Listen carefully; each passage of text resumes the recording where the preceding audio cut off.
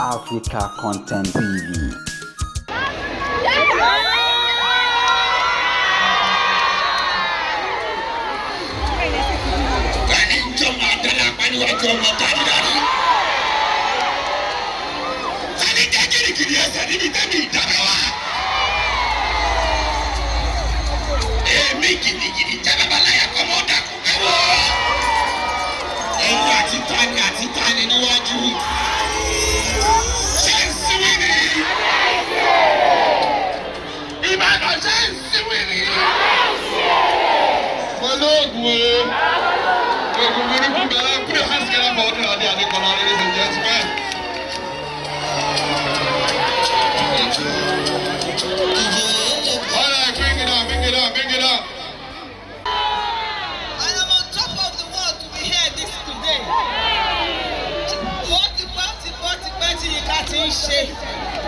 Ṣùgbọ́n mo ráyè wà nínú wa dùn pé mo mẹ́kẹ̀lé ní agbára Ọlọ́run àtúpẹ́jú ṣẹlẹ̀ tó ń bọ̀.